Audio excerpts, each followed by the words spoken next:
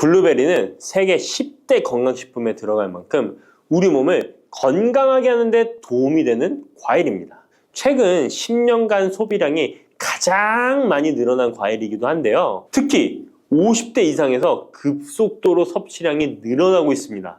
이렇게 섭취량이 급속도로 올라가고 있는 이유는 블루베리가 먹기에도 편하고 건강에도 좋다고 알려져 있기 때문인데요. 냉동 블루베리의 판매량도 함께 증가하고 있습니다. 냉동 블루베리를 씻지 않고 그냥 드시는 분들이 많아지고 있는데요. 누구는 그냥 먹어도 된다. 어떤 사람은 반드시 씻어서 먹어야 된다. 의견이 분분합니다. 영상을 통해서 블루베리를 먹는 방법과 블루베리의 효능, 함께 먹으면 안 되는 음식과 함께 먹으면 좋은 음식까지 블루베리에 대한 모든 것 알려드리겠습니다. 먼저 냉동 블루베리 씻어야 되느냐 그냥 먹어도 되느냐 완벽하게 정리해드리겠습니다. 결론부터 말하자면 씻어서 드시는 것이 안전하다입니다. 먼저 냉동 블루베리를 구입하셨다면 식품의 유형을 확인하시기 바랍니다. 식품의 유형에 과체 가공품이라고 적혀 있다면 씻어서 냉동한 블루베리이기 때문에 그냥 드셔도 되긴 합니다. 그런데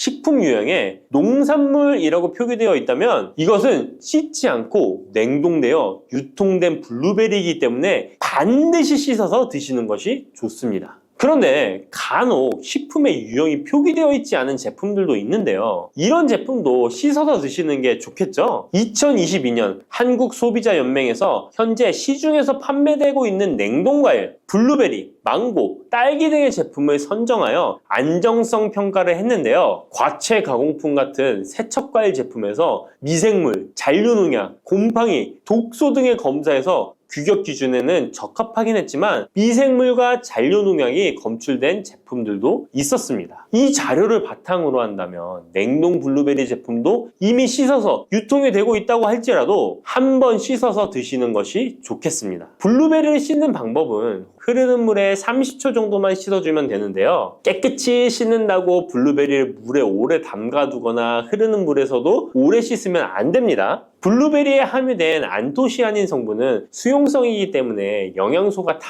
빠져나가 버릴 수 있습니다. 잔류농약 또한 수용성이기 때문에 흐르는 물에 30초 정도만 씻어도 충분하니까 걱정하지 말고 드셔도 됩니다. 블루베리는 특별히 생과일보다 냉동 블루베리가 안토시아닌의 함량이 높아집니다. 시드니의 뉴사우스 웨일즈 대학의 연구진이 블루베리를 건조, 냉장, 냉동했을 때 핵심 영양소가 어떻게 변화되는지 실험을 했는데요. 안토시아닌의 함량이 블루베리 1g당 생과일일 때 7.2g이었는데 냉장 보관하여 2주가 지났을 때 5.7mg으로 줄었고 건조했을 때는 4.3mg으로 더욱 줄었습니다. 그런데 냉동 한 달 후에는 8.1mg으로 생과일 때보다 늘어났고 냉동 3달이 지나자 7.9mg으로 소폭 줄었지만 역시 생과일 때보다는 많은 함량이 확인되었습니다. 실험 결과만으로만 보면 블루베리는 냉동으로 드시는 것이 가장 많은 영양 성분을 섭취할 수 있다는 말이 되겠네요. 추가로 눈 건강이나 심혈관 질환, 당뇨 등에 도움이 많이 되는 이 안토시아닌 함량이 개런티된 영양제도 많이 나와 있으니 꼭 블루베리, 빌베리와 같은 영양제를 드시려면 건강기능식품으로 제조된 안토시아닌 함량이 최소 50mg 들어있는 제품을 드시면 좋겠죠? 그렇다면 다른 채소나 과일은 냉동했을 때 핵심 영양소의 함량이 어떻게 될까요?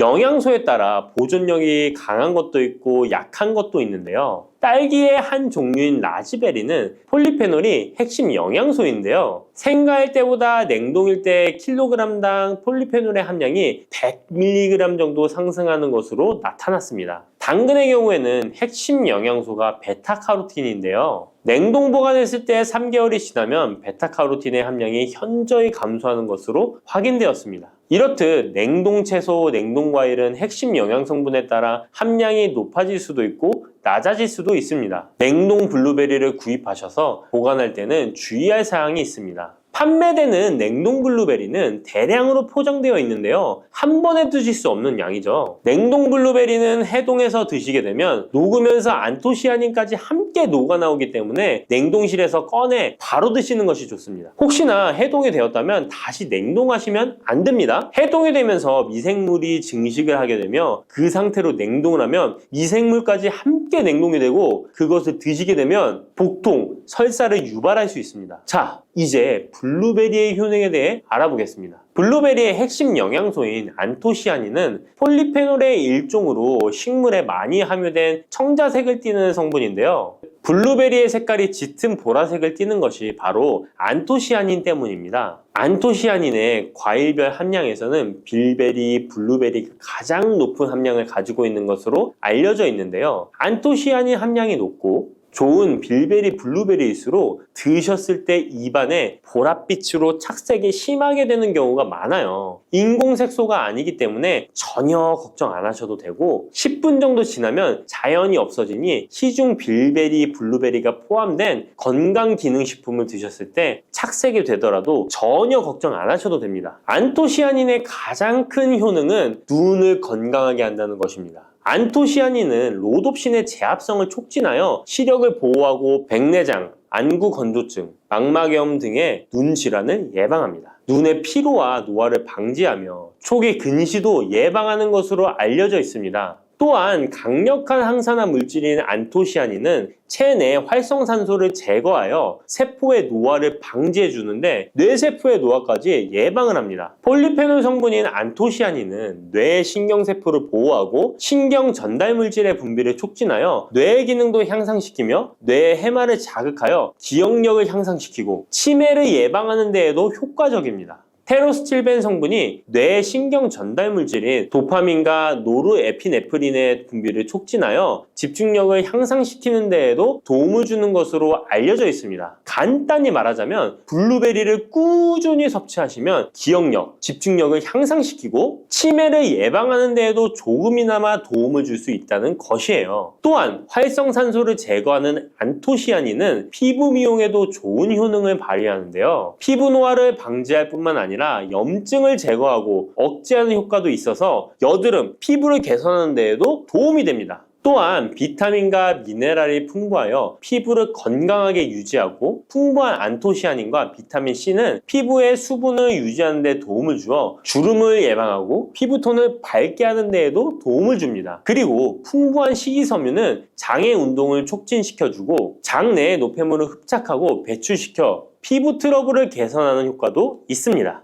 나이가 들면서 머리숱도 많이 줄어들게 되어 탈모로 걱정하시는 분들도 늘어나는데요. 블루베리는 탈모 예방에도 효과적이에요. 블루베리의 안토시아닌은 튼튼한 모발이 자라날 수 있도록 모낭세포를 자극해주고 두피세포의 노화를 예방하여 탈모를 예방하게 되는 것입니다. 또한 블루베리에 함유된 비타민C는 머리카락 조직 형성에 필수적인 성분이고 콜라겐 생성을 촉진하여 모발을 강화하고 두피 건강을 증진하는 데에도 도움이 됩니다. 항산화 성분인 안토시아닌은 머리카락 세포를 손상시키는 자유라디칼을 제거하고 머리카락 손상을 예방하는 데 도움이 되어 탈모를 예방하는 것입니다. 블루베리는 당뇨의 위험이 있는 분들에게 특히 도움이 되는데요. 블루베리는 혈당 수치를 낮추어주고 당분을 에너지원으로 사용하는 신진대사의 과정을 촉진해주는 효능이 있습니다. 미국의 당뇨병 협회는 블루베리를 당뇨병 슈퍼푸드라고 부르며 블루베리를 꾸준히 섭취하면 인슐린 감수성을 향상시키고 혈당을 낮추는 데 도움이 된다고 발표했습니다. 블루베리에 대한 연구를 진행했는데요. 하루에 150g의 블루베리를 섭취한 실험군은 혈당 스파이크의 발생이 낮아졌고 인슐린 수치 또한 낮아진 것으로 확인되었다고 발표했습니다. 블루베리에 함유된 안토시아닌 뿐만 아니라 칼륨, 비타민 B6는 심장 건강을 지키는 데 도움을 주는데요. 이 성분들은 체내 콜레스테롤과 혈액의 지방을 감소시켜 혈액순환을 원활하게 해줍니다. 이런 효능으로 심장마비나 협심증을 일으키는 죽상동맥경화증을 예방하는 데 도움을 주게 됩니다. 또한 호모시스테인이 체내에 과하게 축적되면 혈관을 손상시키고 혈전을 생성하여 심장마비, 뇌졸중 등의 심혈관 질환을 유발할 수 있는데요. 블루베리의 풍부한 엽산과 비타민 B6는 호모시스테인의 축적을 방지하여 심혈관 질환을 예방할 수 있습니다. 블루베리는 많이 드시는데 블루베리 잎에는 관심이 별로 없는 것이 사실인데요. 블루베리 잎이 열매의 항산화 효능보다 뛰어나다는 사실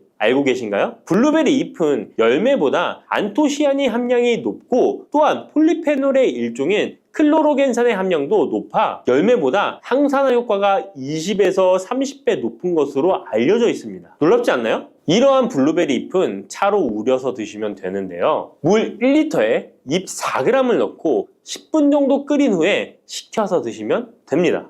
블루베리가 새콤달콤한 맛이 난다면 블루베리 잎차는 구수한 맛이 나는 것이 특징입니다. 이렇게 좋은 블루베리도 함께 먹으면 안 되는 음식이 있는데요. 바로 우유입니다. 깜짝 놀라지 않으셨나요? 보통 냉동 블루베리를 우유와 함께 믹서기에 갈아서 주스로 많이 드시는데요. 이렇게 되면 블루베리의 영양소가 파괴됩니다. 국제의학바이오저널의 연구에 따르면 블루베리의 폴리페놀 성분과 우유 단백질의 친화성 때문에 블루베리와 우유를 함께 먹게 되면 블루베리의 항산화 성분이 대부분 파괴된다고 발표했습니다. 그리고 우유에 함유된 칼슘은 블루베리의 안토시아닌과 만나면 칼레이드화 되는데요. 이것은 둘이 결합하여 덩어리를 만든다는 것입니다. 이렇게 덩어리가 된 물질은 불용성 침전물로서 체내에서 녹거나 흡수되지 않고 몸 밖으로 배출되게 됩니다. 이 과정에서 체내에 머물며 소화되지 않기 때문에 위와 장에 큰 부담을 주게 됩니다. 이 때문에 블루베리와 우유를 자주 섭취하시거나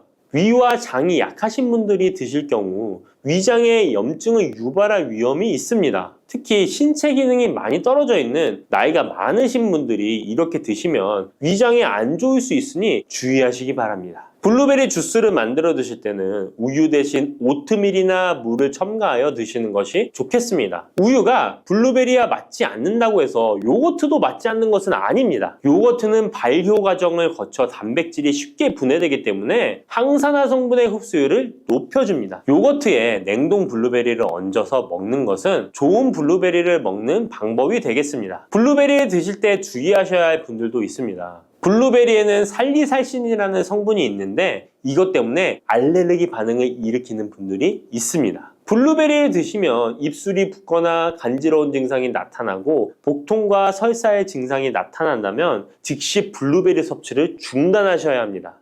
그리고 블루베리에는 혈액을 묽게 만드는 비타민 K가 풍부하게 함유되어 있는데요. 심장질환이나 뇌혈관 질환 등으로 이미 아스피린과 같은 혈전 용해제를 복용하고 계신 분들이 블루베리를 과잉 섭취하게 되면 문제가 발생할 수 있으니 섭취를 주의하셔야 합니다. 또한 사람에 따라서 블루베리가 일시적으로 혈당을 낮추는 효과가 있기 때문에 당뇨가 있는 분들이 블루베리를 과잉 섭취할 경우에 저혈당 증세도 나타날 수 있습니다. 어떤 음식이든 각자 자신의 체질에 맞게 드시는 게 가장 좋겠습니다. 녹두는 이렇게 드셔야 당뇨가 예방되고 혈당이 쑥 떨어집니다. 한의학에서는 약으로 사용할 정도로 약효가 뛰어난 식재료가 녹두입니다. 우리 선조들은 이 약효를 잘 알고 일반 가정에서도 많이 사용했습니다. 이런 녹두가 만병의 근원인 고혈압과 당뇨에도 좋다는 사실 알고 계셨나요? 그런데 이렇게 좋다는 녹두도 잘 알고 드셔야 하는데요. 잘못 드시면 우리 몸에 독이 될 수도 있고 잘 드시면 보약이 될 수도 있습니다. 녹두는 어떻게 또 무엇과 먹어야 되고 주의할 점은 무엇인지 모두 알려드릴게요. 녹두에 약간 거친 식감을 싫어하시는 분들이 껍질을 까고 녹두 속 알맹이만 드시는데요. 녹두에 놀라운 영양 성분들이 거의 다 껍질에 있기 때문에 녹두 껍질은 반드시 함께 드셔야 합니다. 녹두에는 식이섬유가 풍부하고 소화를 돕는 효소가 많아 소화가 잘 안 되는 분들이 드시면 도움이 되는데요. 녹두에 풍부한 식이섬유가 장 운동을 활발하게 하고 소화를 돕는 효소가 장내에 유익균을 풍성하게 해줘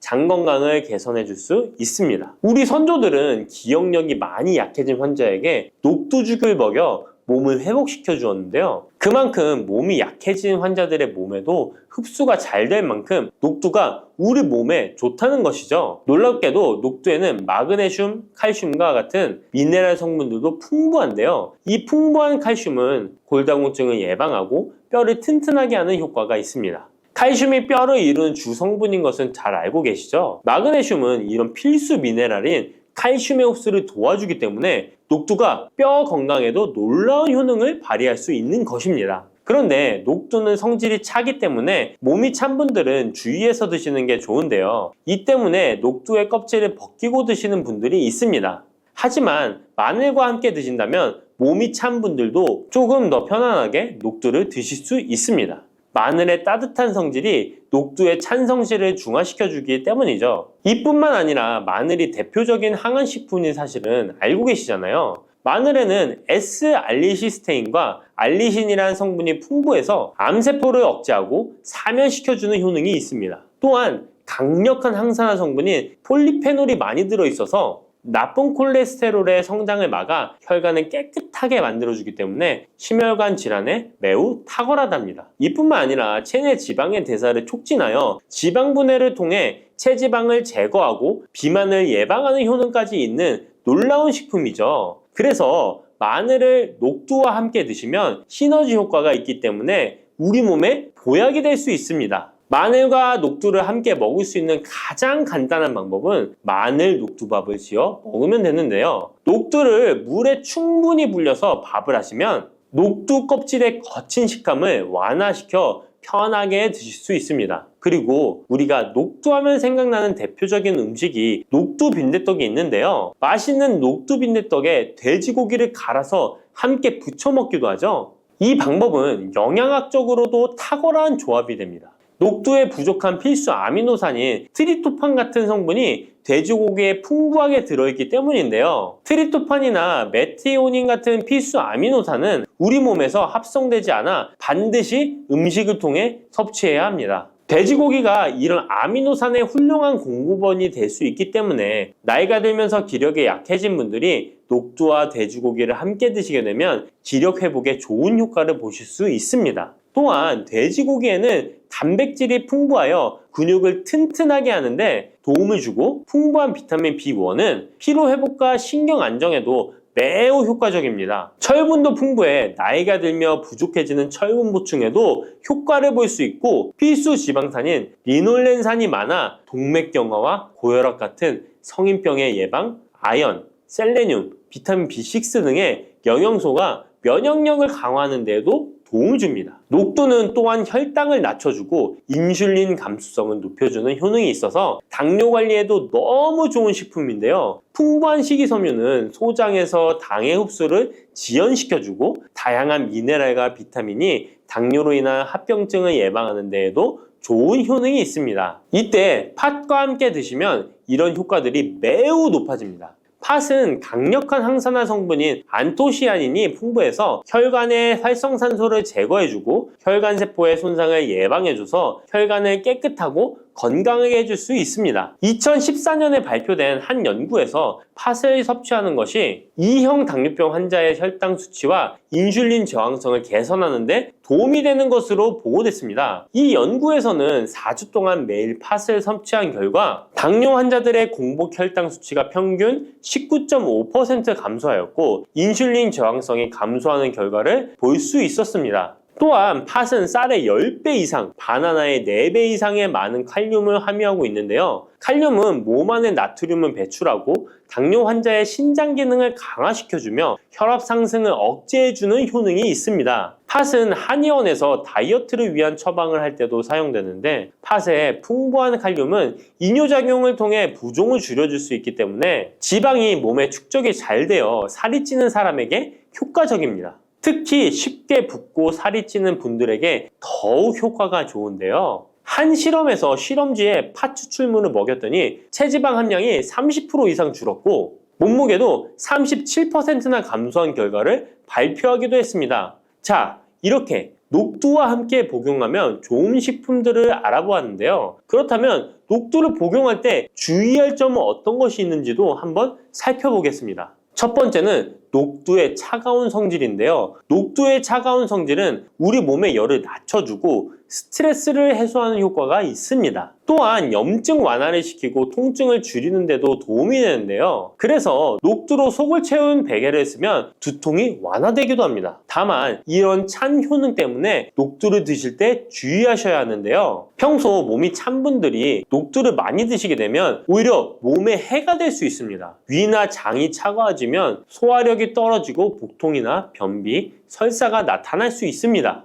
이런 분들이 녹두를 드시려면 앞에서 알려드린 대로 마늘과 함께 드셔보시기 바랍니다. 그리고 두 번째 주의할 점은 바로 녹두의 강력한 해독작용입니다. 녹두의 해독작용은 우리 몸의 중요한 장기 중 하나인 간에 많은 도움을 주는데요. 간은 우리 몸의 독소를 해독하는 역할을 맡고 있는데 녹두가 이런 간의 해독 기능을 도와주게 됩니다. 녹두의 풍부한 단백질과 펩타이드는 간 해독작용에 필요한 글루타치온의 원료를 공급해주며 체내에 중금속과 독성물질과 결합하여 몸 밖으로 내보내는 역할을 하게 됩니다. 특히 중금속 해독 연구에서는 납, 카드뮴 등의 흡수를 억제하거나 배출을 도와서 독성 완화 효과를 보여주기도 했습니다. 하지만 이런 효과가 우리가 보약을 복용하는 경우에는 상극이 될 수 있습니다. 보약의 효과가 녹두의 해독작용 때문에 많이 사라져버릴 수 있기 때문입니다. 그래서 한의원에서 한약을 지으면 녹두나 숙주나물을 먹지 말라고 얘기하는 겁니다.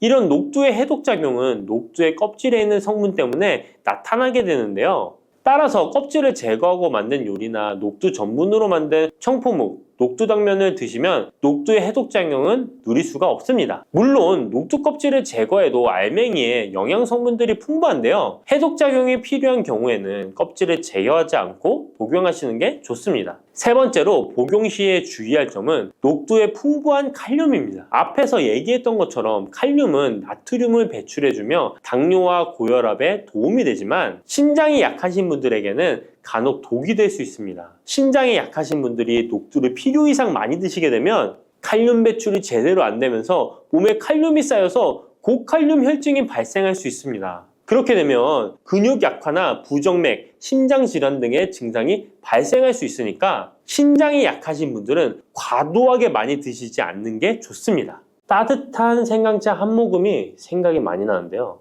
저는 꼭 생강을 사다가 꿀을 넣은 생강청을 해놔서 자주 마시곤 합니다. 알싸한 생강차를 마시면 몸이 따뜻해지는 게 느껴지더라고요. 몸이 차신 분들은 생강이 몸을 데우는데 효과가 있다고 많이 들어보셨을 거예요. 과연 진짜 이 생강은 우리의 몸을 따뜻하게 해주는 효과가 있을까요? 또 어떤 방법으로 먹어야 효과가 좋을지 같이 알아볼게요. 생강은 다양한 건강 효능을 가지고 있어 요즘 많은 사람들이 주목하는 식품 중 하나인 거 알고 계시나요? 생강은 우리 몸에 여러 가지 유익한 성분들이 함유되어 있는데요. 그 중에서도 진저론, 쇼가올, 진저롤 성분들은 생강의 특유의 매운맛과 향을 내는 성분들이기도 합니다. 특히 이 성분들은 노년층에게도 유익한 성분이라서 건강관리에 큰 도움이 될 수 있는데요. 주목할 만한 생강의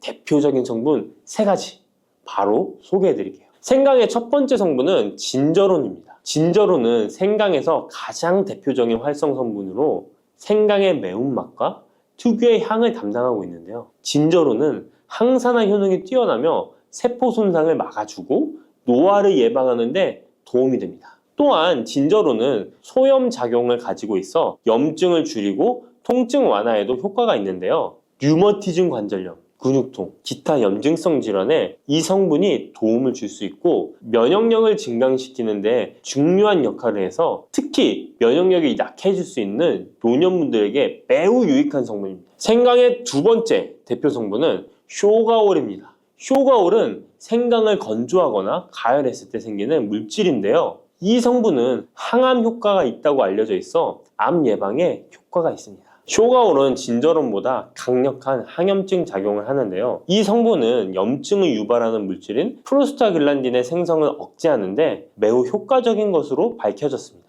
쇼가올은 소화기 계통의 유익한 성분으로 유명한데요. 위의 점막을 보호하고 위염을 예방하며 소화불량을 개선하는 데 유용하며 위장을 자극하여 소화를 돕고 변비를 완화하는 데 중요한 역할을 합니다. 소화 기능이 떨어지기 쉬운 노년층에게 특히 유용한 성분입니다. 생강의 세 번째 대표 성분은 진저롤입니다. 진저롤은 생강을 신선한 상태에서 섭취할 때 함유되어 있는 성분인데요. 이 진저롤은 진통 효과가 뛰어나고 항염증 작용을 통해 몸의 염증을 줄이는 데 도움을 줍니다. 이 성분은 혈액순환을 촉진하고 체온을 올려주는 효과가 있어 특히 수족냉증에 효과적입니다. 어르신분들 중 혹시 겨울만 되면 손과 발이 차신 분들이 있으신가요? 생강의 이 성분은 노년층에게 자주 겪는 손발 차가운 문제를 해결하는 데 큰 도움이 될 수 있습니다. 또한 항균과 항바이러스 성질을 가지고 있어 감염 예방에 도움을 받을 수 있으므로 호흡기 질환을 예방하고 증상을 완화하는 데 효과적인 성분입니다. 혹시 중국의 성인 공자를 아시나요? 누구든지 한 번쯤은 들어보셨을 텐데요. 공자는 살아생전에 먹는 음식도 매우 철저하게 관리했다는데요. 공자가 매 식사마다 생강을 빼놓지 않고 먹었다는 것 알고 계셨나요? 공자는 생강이 얼마나 몸에 좋은지 그 옛날부터 알고 있었던 것이죠. 공자는 73세에 생을 마감했는데 그 옛날 평균 수명을 생각하면 어마어마하게 장수를 했던 것이죠. 이렇게 건강에 좋은 생강, 생강이 왜 그렇게 좋은지, 생강이 이 우리 건강에 어떤 도움이 되는지 4가지 주요 효능을 소개해 드릴게요. 생강의 효능 첫 번째는 면역력 강화입니다. 서울대 노화연구소에서 꼽은 면역력에 좋은 식품 3가지 안에 이 생강이 포함되는 거 알고 계셨나요? 생강에는 아까 소개해드렸던 3가지 성분 진저론, 쇼가올, 진저롤이 포함되어 있어 면역력을 강화하는 데 매우 효과적입니다. 특히 항염증 효과가 뛰어나 몸의 염증을 줄여주고 면역 체계가 더 강하게 작동하도록 도와주는데요. 면역력이 떨어지기 쉬운 노년층에게는 자주 섭취하는 것이 좋은 식품입니다. 생강을 꾸준히 섭취하면 감기나 각종 질병에 걸리는 확률을 낮출 수 있다는 거 잊지 마세요. 생강의 두 번째 효능은 항산화 효과입니다. 미국 국립암연구소가 꼽은 항산화 식품 1등급인 생강은 진저론과 쇼가올 같은 성분이 포함되어 있는데요. 이 성분들은 강력한 항산화 효과를 가지고 있으며 이 항산화 물질은 우리 몸에서 자유 라디칼이라는 유해 물질을 제거해 주어 노화, 염증, 심혈관 질환과 각종 질병을 예방하는 데 중요한 역할을 합니다. 특히 생강은 세포의 산화 스트레스를 줄이고 피로 회복과 노화 방지에 효과적이어서 건강한 노년을 위해 꼭 필요한 식품이라고 할 수 있죠. 생강의 세 번째 효능은 바로 수족냉증 완화입니다. 수족냉증은 특히 노년층에게 흔하게 나타나는 증상 중 하나인데요. 손발이 차가워지고 특히 겨울철에 더 불편함을 겪는 분들이 많으시죠. 생강은 혈액순환을 촉진시켜주는 효과가 있어 수족냉증을 완화하는 데 탁월합니다. 생강의 진저롤 성분이 체온을 높여주고 혈관을 확장시켜서 손발이 따뜻해지는 데 도움을 줍니다. 또한 한의학에서는 생강이 몸의 찬 기운을 밖으로 내보내주고 또 몸 안에 열을 발산해주는 효능이 있다고 유명한데요. 우리 옛 조상부터 이 생강이 몸을 따뜻하게 해주는 효과가 있다는 것을 알고 있었던 것이죠. 생강의 4번째 효능은 소화불량 개선입니다. 예전처럼 많이 먹지도 않았는데 속이 더부룩하신 분들 많이 계시죠. 소화불량은 나이가 들면서 자주 겪게 되는 문제인데요. 생강은 소화불량을 개선하는데 매우 효과적입니다. 생강에 포함된 쇼가올 성분은 위장의 운동을 촉진시키고 위염을 예방하는 데 도움이 되는데요. 또한 메스꺼움이나 구토 증상을 완화시켜주기 때문에 특히 소화기 계통에 문제가 있는 분들에게 좋습니다. 그런데 이렇게 좋은 생강 그냥 차로만 드시고 계시는 분 많으시죠? 각 방법은 그에 맞는 효능을 더욱 잘 발휘할 수 있기 때문에 여러 방법으로 생강을 활용하는 것이 좋습니다. 차로 드시는 것 말고도 여러 가지 섭취하는 방법에 대해 자세히 알려드릴게요. 첫 번째 방법은 가장 간단한 방법으로 생으로 먹는 것입니다. 생강을 얇게 썰어서 샐러드나 요리에 넣어 먹을 수 있는데요. 생으로 먹을 경우 생강의 모든 효능을 그대로 섭취할 수 있으며 항산화와 항염 효과를 가장 잘 느낄 수 있습니다. 물론 그 특유의 매운맛이 강하기 때문에 매운맛을 좋아하지 않는 분들은 식초에 절여주시거나 물에 조금 담가 매운기를 확 빼고 드시거나 생으로 조금 먹는 것이 좋습니다. 두 번째 방법은 생강을 말려서 먹는 방법입니다. 생강을 건조해서 차나 국물에 넣어 먹을 수 있는데요. 볕이 잘 들고 통풍이 잘 되는 곳에 말리셔도 되고 아니면 음식 건조기에 넣고 말리셔도 됩니다. 말린 생강은 소화 기능을 더욱 돋고 소염작용을 강화하는 데 효과적입니다. 또한 말린 생강은 장시간 보관이 가능하고 생강의 매운맛이 부드럽게 중화되어 편하게 섭취 가능한데요. 체온을 높여주는 효과가 있어 겨울철에 특히 유용합니다. 차로 끓여 마시면 몸을 따뜻하게 해주고 피로 회복에도 도움이 됩니다. 세 번째 방법은 생강을 가루로 내서 먹는 방법입니다. 생강가루는 다양한 요리에 활용할 수 있고 특히 음료나 디저트에 넣어 먹기에 좋은데요. 혹시 진저맨 쿠키라고 들어보셨나요? 크리스마스에 자주 보이는 쿠키인데요. 외국에서는 진저맨 쿠키라고 쿠키 반죽에 생강가루를 넣어 겨울철 생강을 먹기 싫어하는 아이들에게 주는데요. 이렇게 가루 형태로 만들게 되면 생강의 매운맛을 부드럽게 즐길 수 있고 물에 타서 마시거나 다양한 요리에도 넣어 드실 수 있고 또한 소화 기능을 돕고 약간의 진통 효과까지 누릴 수 있습니다. 그냥 생강만 드시게 되면 너무 맵다고 하시는 분들 있으신가요? 혹시 생강의 향이 너무 강해서 조금 옅게 드시고 싶은 분도 있으실 텐데요. 그런 분들은 주목해 주세요. 생강과 잘 어울리는 식품 몇 가지 소개해 드릴게요. 생강과 잘 어울리는 식품 첫 번째는 레몬입니다. 레몬과 생강은 궁합이 아주 좋은데요. 레몬은 비타민C가 풍부해서 면역력 강화에 도움을 주고 생강은 항산화 작용을 하는데요. 두 가지를 함께 섭취하면 서로 효과가 극대화돼서 특히 감기 예방에 탁월합니다. 또한 레몬은 소화 촉진에 도움을 주며 생강도 소화불량 개선에 뛰어난 효능이 있는데요. 이 둘을 함께 드시면 소화 기능이 개선되고 면역력 강화와 항산화 효과까지 배가 된다는 것 잊지 마세요. 생강과 레몬은 레몬 생강차나 레몬과 생강을 함께 넣은 샐러드로 드시는 것을 추천드립니다. 생강과 궁합이 좋은 식품 두 번째는 강황입니다. 강황은 생강과 함께 먹으면 항염증, 항암, 면역력 증진 효과가 매우 강력해지는데요. 강황의 주성분인 커큐민은 항염증과 항산화 작용이 뛰어나 생강의 진저론, 쇼가올, 진저롤과 함께 염증을 줄이고 세포 보호 효과를 극대화할 수 있습니다. 또한 강황은 면역력을 강화하는 데도 중요한 역할을 하는데요. 생강과 강황은 두 가지 모두 소염작용이 뛰어나기 때문에 관절염이나 염증성 질환을 앓고 있는 사람들에게 매우 뛰어난 작용을 합니다. 강황 생강차는 특히 겨울철에 체온을 올려주는 효과가 있어 겨울철 몸이 차신 분들, 수족냉증이 있으신 분들에게 추천드립니다. 생강과 같이 먹으면 좋은 식품 세 번째는 꿀입니다. 겨울철 꿀에 생강을 담가 차로 드시는 분들 많으시죠? 꿀은 생강과 함께 섭취하면 그 효능이 배가 되는데요. 꿀은 항균과 진정 효과가 있어 생강의 자극적인 맛을 부드럽게 해줄 뿐만 아니라 또한 꿀은 피로 회복해주고 생강과 함께 먹으면 소화불량 개선에도 도움이 됩니다. 꿀 생강차는 속을 따뜻하게 해주고 위와 목을 따뜻하게 해주어 감기 증상이나 기침 완화에도 좋은 음료입니다. 이렇게 건강에 좋은 생강, 몸에 좋다고 많이 드셔도 될까요? 모든 식품은 과, 유, 불, 급인데요. 생강도 마찬가지로 적절히 섭취해야 효과가 있습니다. 또한 잘못 먹으면 몸에 해가 되는 부작용이 있을 수 있기 때문에 몇 가지 유의사항을 알아두는 것이 중요한데요. 바로 알려드릴게요. 생강을 저장할 때 대충 비닐에 보관하셨다가 곰팡이 피신 분도 있으시죠? 생강은 곰팡이가 생기지 않도록 주의해야 하는데요. 생강은 수분 함량이 많아 습기에 민감하고 곰팡이가 쉽게 생길 수 있습니다. 이때 곰팡이가 생긴 생강은 섭취하지 않도록 하세요. 생강에 핀 곰팡이는 미코톡신이라는 독소를 생성하는데요. 일부 미코톡신은 인체에 매우 유독해 간과 신장, 면역체계에 심각한 손상을 줄 수 있습니다. 생강의 일부분만 곰팡이가 생겨도 이 독이 생강 전체에 퍼질 수 있어 곰팡이 핀 생강은 아깝더라도 전체 다 버리셔야 한다는 거 잊지 마세요.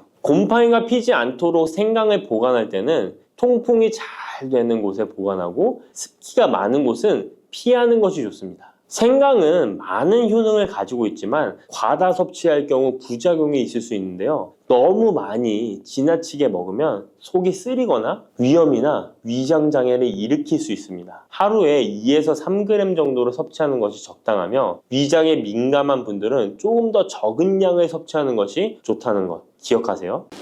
달콤하면서도 신맛이 나고 약간은 쓴맛과 짠맛까지 느껴지는 아주 신비로운 열매 무엇인지 아시나요?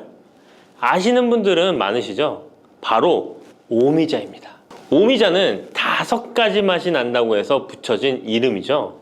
이 오미자가 우리 건강에 얼마나 큰 도움을 주는지 아시는 분 있으신가요? 여름에 오미자차를 많이 즐기지만 사실 그 효능은 생소한데요. 이 오미자가 우리 몸에 큰 도움을 준다는데 이 열매가 어떤 효능이 있고 또 어떤 음식과 잘 어울리는지 하나하나 알아보도록 할게요. 오미자는 우리나라뿐만 아니라 중국과 일본에서도 오랫동안 약재로 사용되어 온 열매인데요. 이름에서 알 수 있듯이 신맛, 단맛, 쓴맛, 짠맛, 매운맛 이렇게 5가지 맛이 난다고 해서 오미자라고 불린답니다. 주로 산속 깊은 곳에서 자라는 동굴식물의 열매로 늦여름에서 초가을 사이에 수확을 하죠. 오미자의 많은 효능 중에 가장 유명한 건 기관지에 좋다는 건데요. 오미자가 어떻게 우리의 기관지를 보호하는지 바로 알려드릴게요. 요즘 미세먼지나 환절기, 건조한 날씨 때문에 기관지가 불편한 분들 많으시죠? 기침이 자주 나고 목이 따갑거나 가래가 끓는 느낌이 드신다면 기관지가 약해져 있을 가능성이 큰데요. 이럴 때 오미자가 효과가 좋다는 거 알고 있으신가요? 오미자에는 휘잔드린과 고미신이라는 성분이 풍부하게 들어있는데요. 휘잔드린은 주로 기침 억제와 거담 작용을 통해 기관지 건강에 도움을 줄 수 있는 성분입니다. 거담 작용이란 기관지 내의 가래를 제거하는 것을 말하는 것이고 또한 기침 반사를 억제하여 과도한 기침을 완화시키는 데 도움을 주는데요. 특히 만성 기침이나 기관지염과 관련된 기침 증상을 완화시키는데 탁월한 효과를 보입니다. 또 이 성분들은 기관지 점막을 보호하고 염증을 줄여주는 역할도 해주는데요. 쉽게 말해서 기관지 점막을 튼튼하게 만들어서 외부 자극으로부터 보호해주는 것이죠. 오미자는 기관지 확장 효과도 가지고 있는데요. 기관지가 좁아지면 숨쉬기가 답답하고 가래가 쉽게 끼게 되는데 오미자가 기관지를 확장해주면서 원활한 호흡을 도와주는 것입니다. 그래서 천식이나 만성 기관지염이 있는 분들에게는 최고의 식품인 것이죠. 특히 가래가 끈적하고 잘 나오지 않을 때 오미자차를 따뜻하게 마셔주면 한결 편해지는 것을 느낄 수 있습니다. 이렇게 기관지 건강을 지켜주는 오미자 정말 대단하죠? 오미자의 놀라운 효능 두 번째는 당뇨 예방입니다. 현대인들에게 점점 더 흔해지고 있는 질환 중 하나가 바로 당뇨인데요. 당뇨병은 한 번 걸리면 평생 관리해야 하는 질환이기 때문에 예방이 무엇보다 중요한 거 다 아시죠? 그런데 오미자가 당뇨 예방에 아주 좋은 역할을 한다는 사실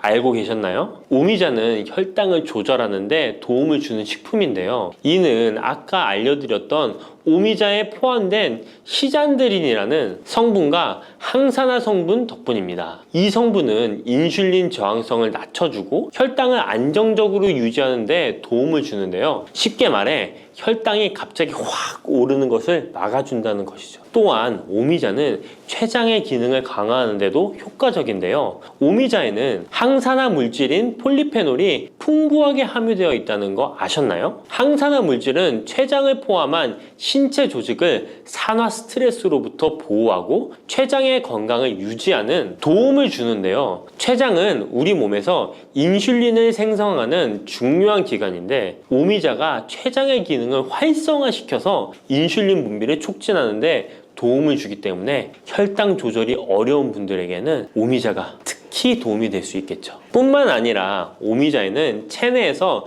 혈당이 과도하게 상승하는 것을 방지하는 역할도 하는데요. 식사 후 혈당이 급격하게 오르는 것을 막아주고 당이 천천히 흡수되도록 도와줍니다. 그래서 평소 혈당이 높거나 당뇨가 걱정되시는 분들은 오미자를 꾸준히 섭취해 보시면 많은 도움이 될 수 있습니다. 오미자의 놀라운 건강 효과 세 번째는 콩팥 건강에 도움을 주는 겁니다. 오미자가 신장 건강에 좋다니 참 놀랐죠? 콩팥, 즉 신장은 우리 몸에 노폐물을 걸러내고 체내 수분을 조절하는 중요한 역할을 하는데요. 그런데 나이가 들면서 신장 기능이 약해지는 경우가 많고, 특히 당뇨나 고혈압을 앓고 계신 분들은 신장 건강을 더욱 신경 써야 하는 거 다 아시죠? 이때 도움을 줄 수 있는 것이 바로 오미자인데요. 오미자는 신장의 기능을 보호하고 강화하는데 도움을 주는 약재로 오래전부터 사용되어 왔습니다. 한방에서도 신장 기능이 약해져서 몸이 자주 붓거나 소변을 자주 보게 되는 증상에 오미자를 처방하곤 하는데요. 오미자는 신장의 혈액순환을 원활하게 하고 신장이 제 기능을 할 수 있도록 도와줍니다. 오미자에는 고미신이라는 성분이 들어있는데요. 오미자의 고미신 A, B, N 성분은 항염 효과가 뛰어나 신장의 염증 반응을 줄이는 데 도움이 됩니다. 신장의 염증을 억제하면 단백뇨와 같은 증상이 완화될 수 있으며, 또한 오미자는 이뇨작용을 촉진하여 신장이 원활하게 노폐물을 배출하도록 도와주니 신장 건강을 지키는 데 도움이 되는 것이죠. 오미자는 체내 수분 밸런스를 조절하는 데도 좋은데요. 몸이 자주 붓는다면 오미자를 꾸준히 섭취하는 것이 도움이 될 수 있습니다. 신장의 기능이 약해지면 몸속 노폐물이 원활하게 배출되지 못하고 수분이 정체되면서 부종이 생길 수 있는데요. 오미자는 이 같은 부종을 완화하는데 효과적이니 신장 건강을 위해 오미자 꼭 드셔야겠죠? 오미자의 효능 네 번째는 면역력 강화입니다. 면역력은 우리 몸을 각종 질병으로부터 보호하는 중요한 요소인데요. 나이가 들수록 면역력이 떨어지면서 감기나 기타 질병에 쉽게 걸릴 수 있기 때문에 면역력을 강화하는 것이 중요하다는 것 다들 알고 계시죠? 면역력 강화에 오미자가 좋은 작용을 해주는데요. 오미자에는 폴리페놀, 안토시아닌 등 강력한 항산화 성분을 함유하고 있습니다. 이런 항산화 성분들은 우리 몸의 면역력을 높이는 데 도움을 주는 것이죠. 특히 폴리페놀과 폴라보노이드 성분이 풍부해서 우리 몸의 세포를 손상으로부터 보호하고 염증 반응을 감소시키고 면역 체계를 강화할 수 있는데요. 오미자의 항염증 작용은 면역력을 유지하는 데 도움을 주고 활성산소를 제거하는 역할도 하기 때문에 면역력뿐만 아니라 노화 방지에도 효과적이죠. 또한 오미자는 우리 몸의 백혈구 수치를 증가시키는데 도움을 줄 수 있다는 것 아셨나요? 백혈구는 외부에서 침입하는 바이러스나 박테리아를 공격하는 역할을 하는 중요한 세포인데, 오미자를 섭취하면 백혈구의 활동이 활발해지면서 감염 예방에 도움을 받을 수 있습니다. 오미자의 놀라운 건강 효과 다섯 번째는 피로 회복입니다. 우리 몸이 피곤할 때 단순히 잠을 많이 잔다고 해서 피로가 쉽게 풀리지 않을 때가 있지 않으신가요? 특히 중년과 노년층이 되면 피로가 쉽게 쌓이고 회복이 더뎌지는 경우가 많은데요. 자도 피로가 풀리지 않고 개운하지 않을 때가 있죠. 이럴 때 도움이 되는 것이 바로 오미자입니다. 오미자는 피로 회복에 도움을 주는데요. 오미자가 철분을 함유하고 있다는 것 아셨나요? 철분은 적혈구의 헤모글로빈 생성에 중요한 역할을 하는데요. 철분이 충분하면 혈액 내의 산소 운반 능력이 향상되어 혈액순환이 원활해질 수 있습니다. 혈액순환이 원활해지면 우리 몸 구석구석에 산소와 영양분이 잘 전달이 되기 때문에 피로가 덜 쌓이게 되고, 특히 오미자는 간 기능을 보호하는 효과도 있어 피로로 인해 몸이 무거운 분들에게 더욱 유익한 식품이죠. 또 오미자에는 고미신이라는 성분이 들어있는데요. 이 성분들은 아까 알려드렸던 콩팥 건강에 유익한 작용을 할 뿐만 아니라 간 기능 활성화를 시키고 피로 물질을 빠르게 분해하는 역할을 한다고 알려져 있습니다. 간은 우리 몸의 해독작용을 담당하는 중요한 기관인데, 오미자가 간의 기능을 도와주면서 피로 회복에도 큰 도움을 주는 것입니다. 또 오미자는 스트레스를 줄여주는 효과도 있는데요. 스트레스가 많으면 피로가 쉽게 쌓이게 되는데, 오미자가 신경을 안정시키는 작용을 해서 긴장을 풀어주고 피로를 완화하는 작용을 해주는 것이죠. 그러니 스트레스와 피로가 누적되어 힘든 날에는 오미자차 한 잔을 마시는 것도 좋은 방법이겠죠. 이렇게 여러 가지 건강에 이점이 있는 오미자를 드실 때 생으로 드시는 분들은 잘 없으실 텐데요. 어떤 방법으로 섭취해야 몸에 200% 이득이 되는지 오미자 섭취 방법 바로 알려드릴게요. 오미자를 가장 쉽게 섭취하는 방법은 찬물에 우려 마시는 건데요. 오미자를 뜨거운 물에 넣고 끓이면 끓일수록 꿀이나 스테비아를 넣어서 맛을 조절하면 됩니다. 따뜻한 오미자차도 좋지만 냉침으로 천천히 우려내면 색도 더욱 예쁘고 맛도 깔끔한데요. 여름철에는 시원하게 즐길 수 있어서 더욱 좋은 오미자 냉침차 만드는 방법 알려드릴게요. 준비 재료는 간단한데요. 말린 오미자 30g, 물 500ml, 꿀 또는 레몬입니다. 만드는 방법은 말린 오미자는 한번 가볍게 헹궈 불순물을 제거해 준 뒤에 깨끗한 물 500ml에 오미자를 넣고 냉장고에 12시간 이상 우려주는 건데요. 참 쉽죠? 시간이 지나면 붉은 빛을 띠면서 오미자 특유의 새콤달콤한 맛이 우러나오는데요. 원하는 농도에 따라 더 오래 우려내도 좋습니다. 여기에 단맛이 필요하면 꿀을 넣고 상큼한 맛을 더하고 싶다면 레몬을 띄워보세요. 맛이 한층 더 업그레이드 된답니다. 이렇게 만든 오미자 냉침차는 여름철에 얼음을 넣어 마시면 더운 날씨에 지친 몸을 개운하게 해주니까 여름철 한번 만들어 보세요. 오미자는 강한 신맛이 있어서 단맛이 나는 음식과 잘 어울리는데요. 요구르트와 함께 먹으면 더욱 맛있고 건강하게 즐길 수 있습니다. 상콤하고 달콤하면서도 건강에 좋은 오미자 요구르트 만드는 방법 알려드릴게요. 준비 재료는 간단한데요. 말린 오미자 10g, 물 150ml, 플레인 요구르트 1컵, 꿀 또는 올리고당 하나에서 2큰술입니다. 만드는 방법은 먼저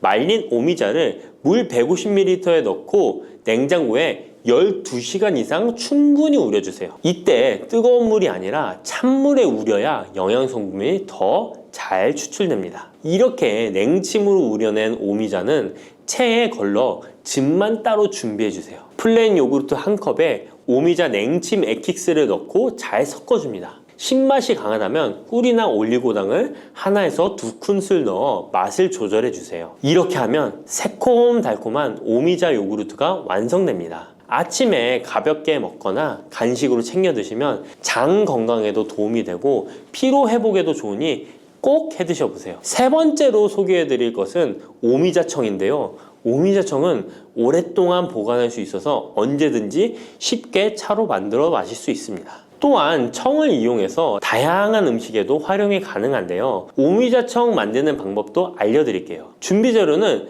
말린 오미자차 400g 혹은 냉오미자 500g, 설탕 또는 비정제 설탕 500g 또는 꿀 400g, 유리병입니다. 만드는 방법은 말린 오미자일 경우 오미자를 깨끗이 씻은 후에 물에 30분 정도 불려준 뒤 체에 받쳐 물기를 제거한 후에 유리병에 오미자를 담아주세요. 생 오미자는 잘 세척 후 바로 유리병에 담아주세요. 오미자와 설탕 또는 꿀을 넣어 충분히 잘 섞어줍니다. 그 다음 뚜껑을 닫고 상온에서 2에서 3일 정도 숙성시킨 후 냉장고에서 2주 이상 보관하면 오미자청이 완성됩니다. 오미자청은 물에 타서 차로 마셔도 좋고 탄산수에 넣어 에이드처럼 즐겨 마셔도 맛있는데요. 또한 오미자청과 레몬즙을 활용해서 샐러드 드레싱으로도 활용할 수 있습니다. 만드는 방법도 어렵지 않고 활용 방법도 많으니 한번 집에서 해보시는 것도 좋겠죠? 몸에 좋은 오미자차도 과하게 드시면 안 좋은데요. 오미자는 혈압을 상승시킬 수 있는 성분을 소량이지만 함유하고 있기 때문에 고혈압을 걱정하는 분들이라면